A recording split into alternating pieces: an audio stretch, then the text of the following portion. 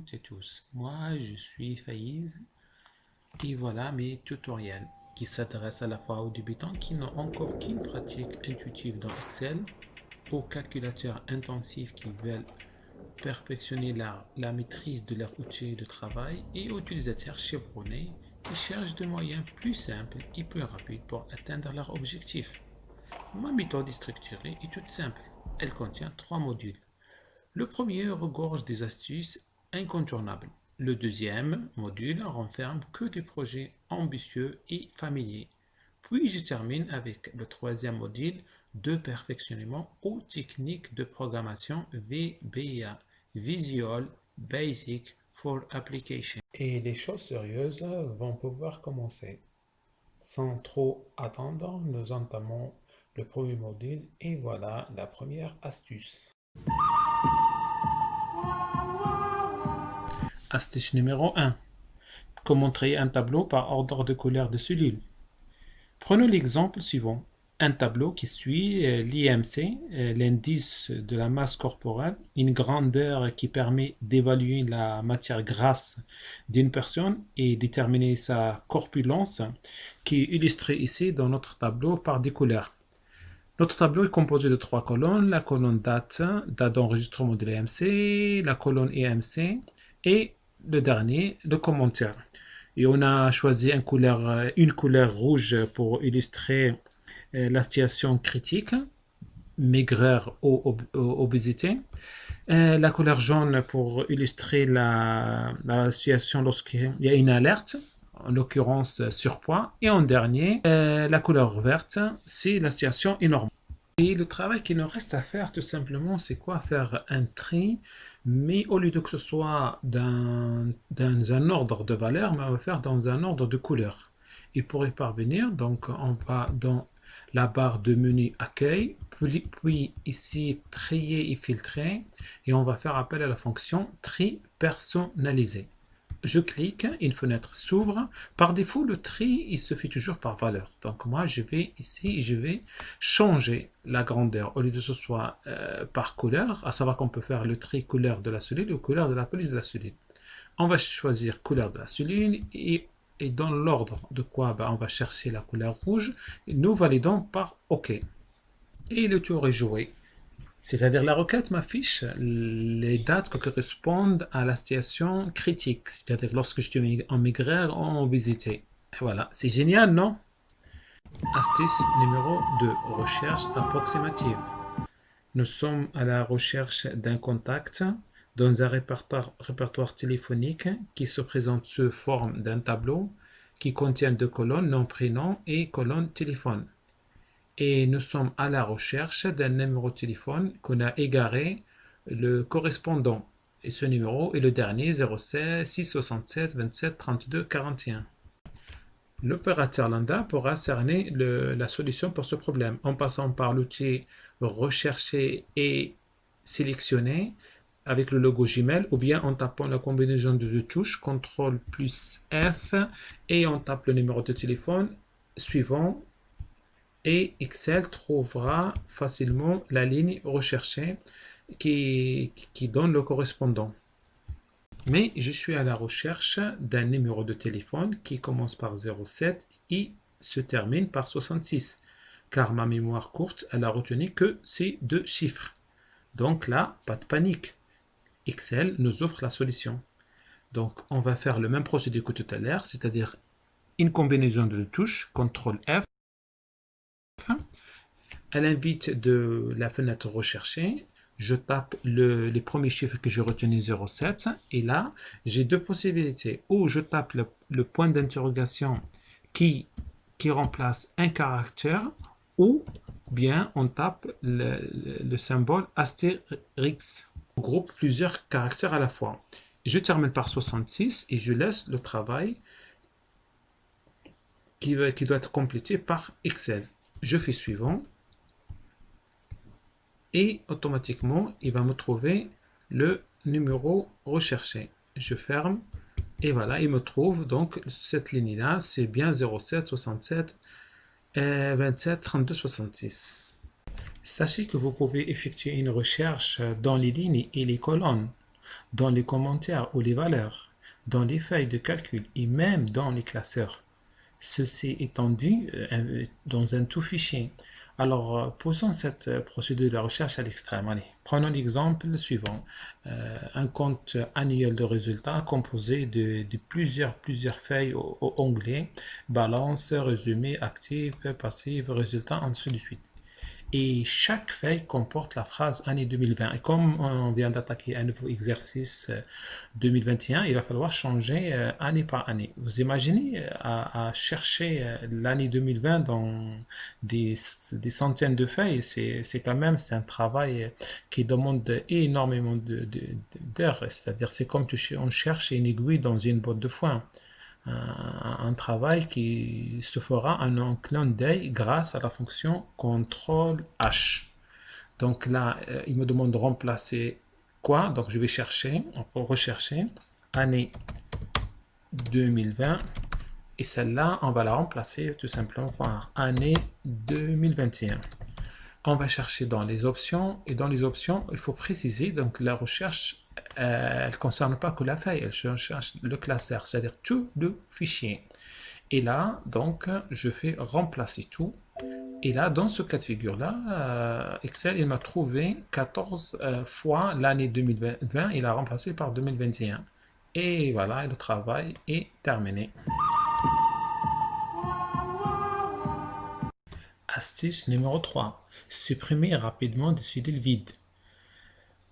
Le nettoyage permet de rendre net un lieu, un matériel faisant disparaître toute salissure. Ceci étant dit, un tableau qui contient des cellules ou des lignes vides nécessite certainement aussi un nettoyage. Prenons l'exemple suivant. Un tableau qui suit les évaluations d'un élève est composé de 3 colonnes, matière, date et notes.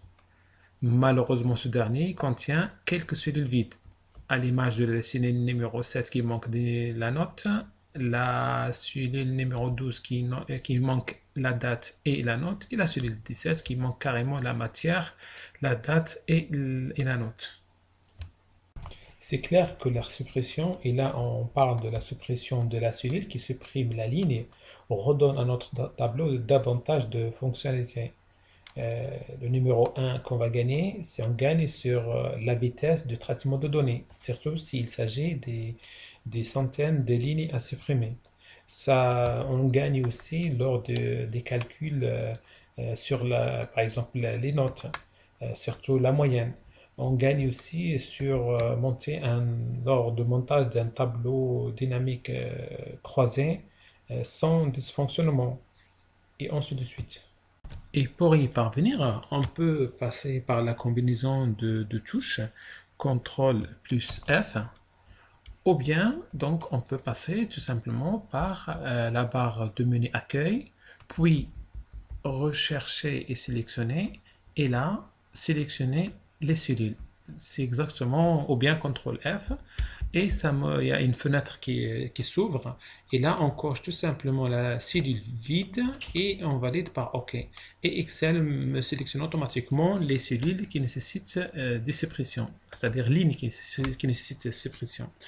Deuxième étape, il va falloir les supprimer. Qu'est-ce que je fais? Eh bien, je refais la même chose, accueil, mais je passe par suppression. Et là, on a une option, supprimer des lignes dans la feuille. Je clique sur cette dernière et Excel me supprime automatiquement les cellules ou les lignes qui étaient en plus. Astuce numéro 4. Comment réalisons-nous des calculs simples? Je vous conseille de suivre cette astuce qui vous serait d'une efficacité redoutable, car il arrive fréquemment d'avoir besoin de faire des calculs dans un tableau, mais comment peut-on faire sans sortir ni la calculatrice, ni avoir de taper des formules complexes?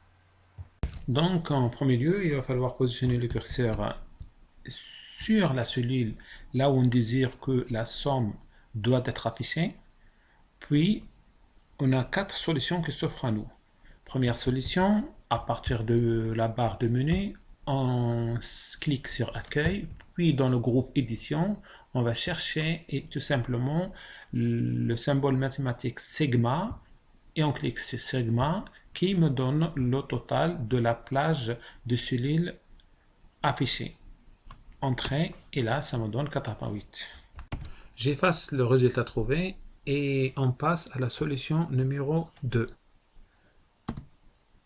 Donc, qui consiste tout simplement à combiner les deux touches. La touche Alt et la touche Égal. Je me remets à la cellule E13 comme j'ai fait précédemment et je combine avec la touche Alt et Égal et XL et me donne automatiquement la même somme qu'on a trouvée précédemment. La troisième solution, je vais utiliser la fonction somme. Je supprime ça, je supprime la somme trouvée et je fais tout simplement égal.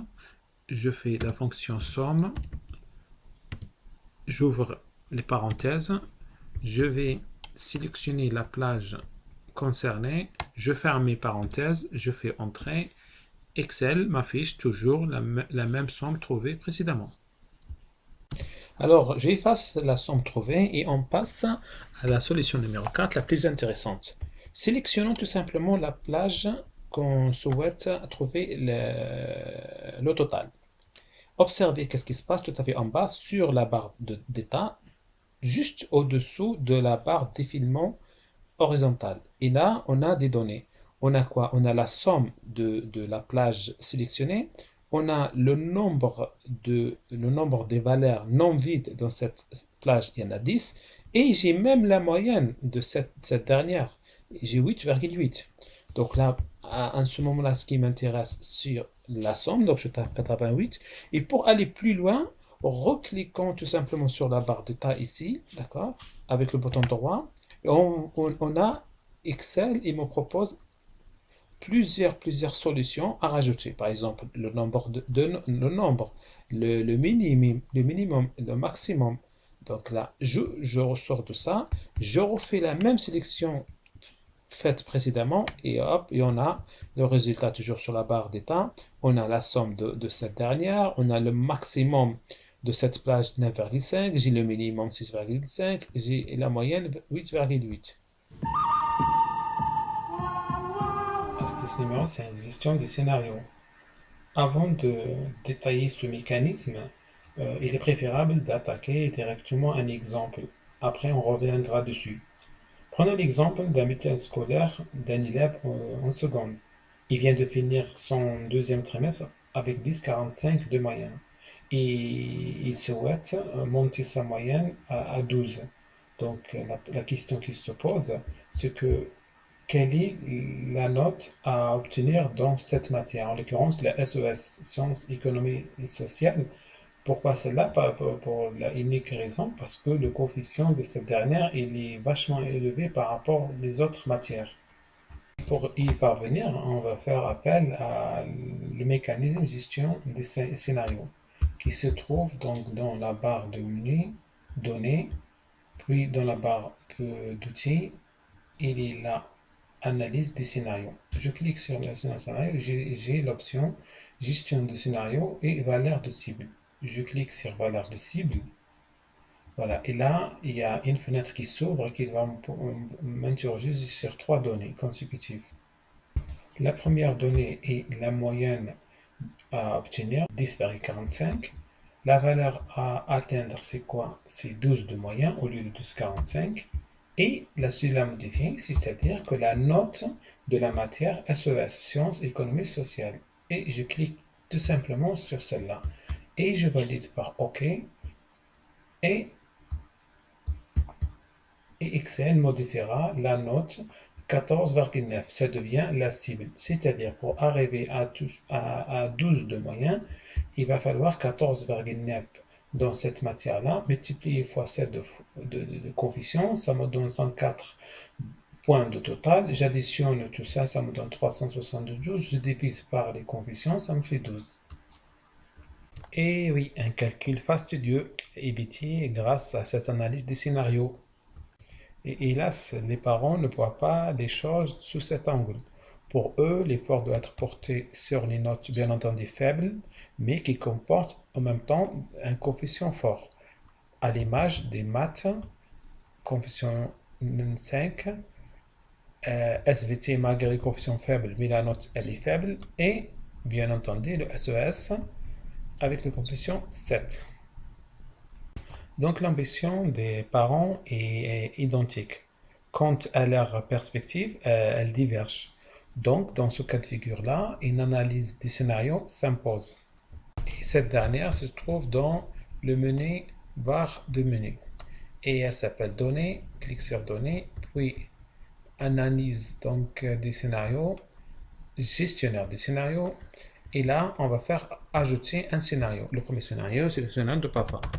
Le papa, donc les cellules variables, c'est lesquelles on a que faire une sélection en maintenant la touche contrôle appuyée et on retourne. Donc on a sélectionné la plage de B2 jusqu'à B6 et on valide qu'est-ce que les souhaits de papa. Alors le papa, il pense pour lui que les mathématiques de sa fille, elle peut booster jusqu'à 10.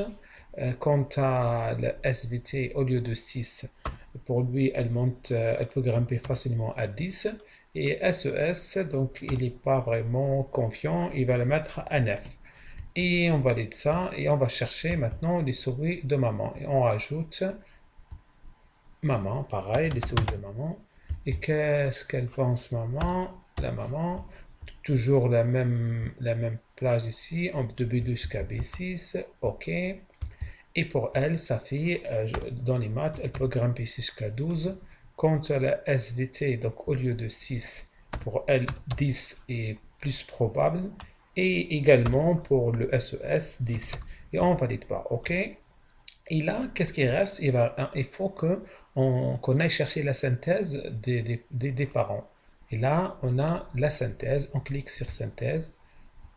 Et là, on a une question sur la cellule résultante, c'est-à-dire le but, c'est-à-dire c'est laquelle qu'il faut améliorer, c'est la moyenne. On clique sur la moyenne ici, on valide par OK, et on a là maintenant la synthèse et pour que ce soit plus lisible, les cellules variables, on va faire juste un copier-coller des matières, CTRL-C et CTRL-V ici, et CTRL-V ici.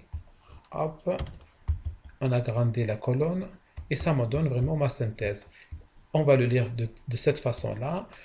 D'après les souris de papa, ça donne une moyenne de 10,97. D'après les souris de maman, c'est 11,52. Et d'après les souris de l'élève, c'est 10,45. Donc, ça c'est la note actuelle, bien entendu.